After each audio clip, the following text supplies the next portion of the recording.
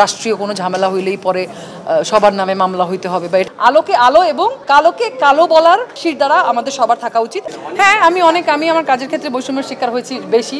জুলাই হচ্ছে মানে ট্রমাটাইজের মাস গেছে, মানে সবাই আমার মনে হয় এই পুরা টাইমটাতে ট্রমাটাইজ ছিল এবং এক ধরনের অস্থিতিশীলতা বা অনিশ্চিত এক ধরনের অনিশ্চিত আতঙ্কের ভিতর দিয়ে কাটতে হয়েছে। আমার মনে হয় আসলে যারা সামনাসামনি দেখছেন ওই জুলাইয়ের সমস্ত ঘটনা, সমস্ত রক্ত, সমস্ত যুদ্ধ, আমার মনে হয় মানে ওই ট্রমা থেকে আমার মনে হয় না কেউ এখনো পুরোপুরিভাবে বের হতে পারছে। অবসর সময়টা আমরা যেটা করি, আমরা চেষ্টা করি আসলে একটু নিজেকেই সময় দেওয়ার, নিজের পরিবারকে সময় দেওয়া। থ্যাংক ইউ ভাই, আপনি একমাত্র ভালো মানুষ সেবা করছে। ওকে ওকে, তো সেটা হচ্ছে অবসর সময়ে যখন আমরা সময় পাই তখন আমরা বেশিরভাগ মানুষই চেষ্টা করি, বা আমরা শিল্পীরা বা আমি চেষ্টা করি, সবার হয়ে প্রতিনিধি হয়ে কথা না বলি, আমি চেষ্টা করি যে পরিবারের সবাইকে সময় দেওয়া, মানে পরিবারের সবাই মিলে কিছু করা বা বাসায়ই থাকা বা সবাই মিলে কোথাও যাওয়া, মানে পরিবারের মানুষজনদেরকে নিয়ে থাকা। অভিনয় শিল্পী কেন হলাম এই প্রশ্ন কখনোই নিজেকে করি নাই, বা ওই প্রশ্নটা নিজের প্রতি আসে নাই। বরং আমি বলতে চাই যে আমি খুবই proud, I am very proud of my self, এবং আমি খুবই কৃতজ্ঞ, আমি খুবই গ্রেটফুল প্রথমে আমার সৃষ্টিকর্তার কাছে এবং আমার পরিবারের কাছে, যারা আসলে এই অভিনয় জগতে আসার জন্য আমাকে সাপোর্ট করেছিলেন। আমি তাদের কাছে কৃতজ্ঞ, কারণ এই যে আজকে আপনারা এতগুলো ক্যামেরা আমার সামনে, আমি যদি অভিনেত্রী না হতাম আপনারা তো আমাকে মানে পাত্তাই দিতেন না, সত্যি কথা। যদি আমি সাধারণ মানুষ হতাম আপনারা আমাকে পাত্তা দিতেন না। আমি খুবই সাধারণ একটা মানুষ এখনো পর্যন্ত।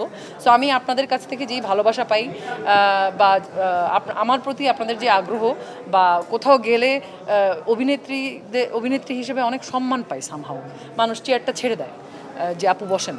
তো এটা এক ধরনের সম্মান আমি মনে করি, এবং আমি খুবই প্রাউড এটা নিয়ে, মানে অহংকারী না, মানে আমি খুবই গ্রেটফুল, আমি খুবই কৃতজ্ঞ। ব্যক্তিগত মানুষ হিসেবে বা দর্শক হিসেবে বা একজন ক্রিকেট লাভার হিসেবে আমি বলতে চাই যে আমি জানি না এটা নর্মাল প্রসেস কিনা, যে আসলে রাষ্ট্রীয় কোনো ঝামেলা হইলেই পরে সবার নামে মামলা হইতে হবে, বা এটা মেবি ওইরকম ধরনের কোনো প্রসেসের কারণে ওনারা পড়ছেন। কিন্তু খামাখা হয়রানি দিয়ে মামলা করাটা, এটা আমার মনে হয় আপনি মানে কেউই সাপোর্ট করবে না, সেটা আমি হই, সেটা সাধারণ জনগণ হোক, সেটা জার্নালিস্ট হোক, কেউই আসলে অহেতুক হয়রানি মামলা নিয়ে মানে মামলায় যদি পড়ে, এটা কারোর জন্যই সুখকর নয়। সো এগুলোর থেকে মানে ওইটা যদি তদন্ত করে হয়, মামলাটা যদি তারা দোষী সাব্যস্ত হন, মামলা তো যে কেউই করতে পারে।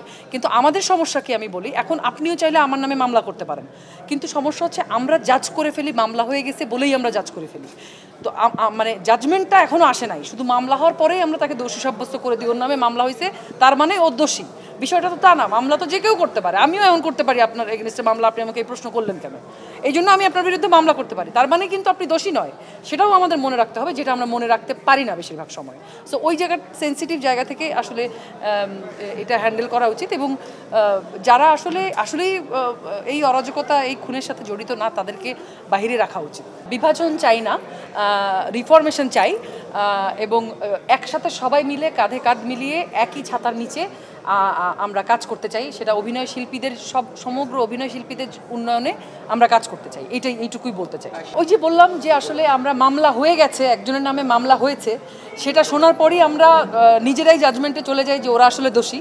কিন্তু মামলার তদন্ত বা থাকে না জজ সাহেবের কাছে সব তদন্তের বা সব তথ্য প্রমাণাদি পেশ, তারপরে জজ সাহেবের রায় তো শেষ রায়, মানে উনি তো রায় দেন যে তুমি দোষী, তোমাকে এই শাস্তি দেওয়া হলো, তুমি দোষী না, সো তোমাকে শাস্তি দেওয়া হলো না। সো আমরা যেটা করি, আমরা প্রথম লাইনটা শুনেই পরবর্তীটুকু ভুলে যাই, আমরা দোষী বলে ফেলি। সো আমি ওই ধরনের মানুষ বা ওই ধরনের বিবেচনার মানুষের দলে থাকতে চাই না। আমি সুন্দর চাই, সুস্থতা চাই, আমি স্বচ্ছতা চাই। ফেরদৌস ভাইয়ের কথা আপনি বললেন, উনি একজন নির্বাচিত সংসদ সদস্য, উনি আমাদের অনেক সিনিয়র একজন অভিনেতা এবং বাংলাদেশের প্রতিষ্ঠিত একজন নায়ক। উনি রাজনীতিবিদ, ওনার পরিচয়ের আগে কিন্তু প্রথম ওনার পরিচয়, উনি একজন পাবলিক ফিগার, উনি একজন বাংলাদেশের মানুষের নায়ক বা সিনেমার নায়ক। সো ওনারা সরকারের সাথে সংশ্লিষ্ট থাকবেন, এটাই স্বাভাবিক, কারণ ওনার সরকারের নির্বাচনকৃত সদস্য। এখন প্রত্যেকটা শিল্পী ব্যক্তিগতভাবে যে কোনো দলের সাপোর্ট করতেই পারেন। এটা শিল্পী শুধু নয়, একটা দেশের, একটা স্বাধীন দেশে প্রত্যেকটা মানুষের গণতান্ত্রিক অধিকারের মতোই যে আমি ওনাকে সাপোর্ট করি, কারণ ওনাকে আমার পছন্দ বা ওনার কার্যক্রম আমার পছন্দ, বা উনি দেশের জন্য এটা করছেন, দেশের মানুষের জন্য এটা করছেন, আমি ওনাকে সাপোর্ট করি। উনি করছেন না, আমি ওনাকে সাপোর্ট করি না। এখন ধরেন যেই মানুষটা বহুদিন ধরে একটা রাজনৈতিক দলের সাথে বা একটা রাজনৈতিক মতাদর্শের সাথে জড়িত, হুট করে এসেই তার একটা খারাপ দিক দেখে তারা ওইখান থেকে সরে আসবে কি আসবে না সেটা তাদের একান্তই ব্যক্তিগত সিদ্ধান্ত। কিন্তু সত্যকে সত্য, মিথ্যাকে মিথ্যা, আলোকে আলো এবং কালোকে কালো বলার শির দ্বারা আমাদের সবার থাকা উচিত। আমি ওভাবেই দেখব, ব্যবস্থার আইনি প্রক্রিয়া হয় বা মামলা যদি হয়, তাহলে মামলা হলে আমি অপেক্ষা করব জাজের রায় দেওয়ার জন্য, জাজমেন্ট কি হয় বা সর্বোচ্চ আদালতে তাদের রায় কি হয়, আমি সেই রায়ের ভিত্তিতেই তাদেরকে জাজ করতে চাই। আগে থেকেই কোনো কিছু না জেনে না শুনে আমি তাদেরকে জাজ করতে চাই না, কারণ তাদের রেগুলার লাইফে তাদের সাথে কিন্তু আমি জড়িত না। আমি রেগুলার 24 ঘন্টা তাদের সাথে ওঠা বসা করছি না। অল্প কিছু সময় আমরা একসাথে সেটে থাকি, আমাদের একসাথে দেখা হয়। সো তারা ব্যক্তিগত জীবনে কিভাবে কে কোন সংগঠনের সাথে জড়িত আমরা কেউ জানি না।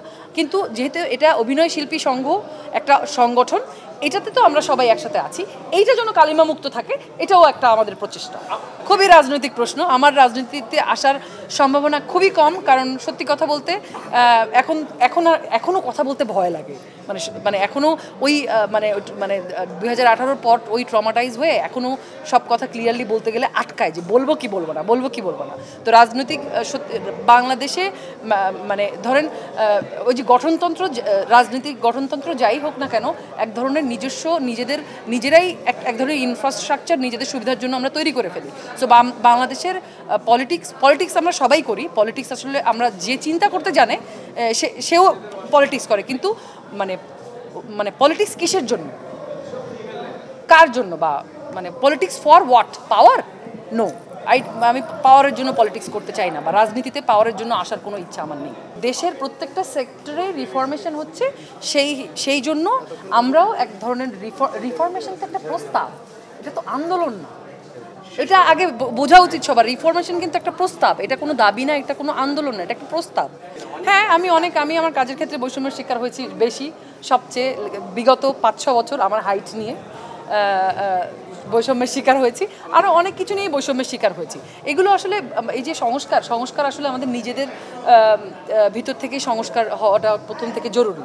আমরা ব্যক্তি হিসেবে ঘরের সংস্কারটা আসলে নিজের ঘর থেকে, নিজের মন থেকে, নিজের হৃদয় থেকে শুরু হওয়াটা সবার আগে জরুরি। তারপরেই না আমরা রাষ্ট্র সংস্কার করতে পারবো, বিভিন্ন জিনিস সংস্কার করতে পারবো। দেশ আস্তে আস্তে স্থিতিশীল হবে। অনেক বড় একটা লড়াই গেল, অনেক বড় একটা সংগ্রাম গেল। এই সংগ্রামের পরে দেশ এখন ভঙ্গুর অবস্থায় আছে। সো এটাকে রিবিল্ড করা আগে প্রয়োজন, আগে রিফর্ম করা প্রয়োজন, তারপরে আস্তে আস্তে আমার মনে হয় সব কিছু স্বাভাবিক হবে।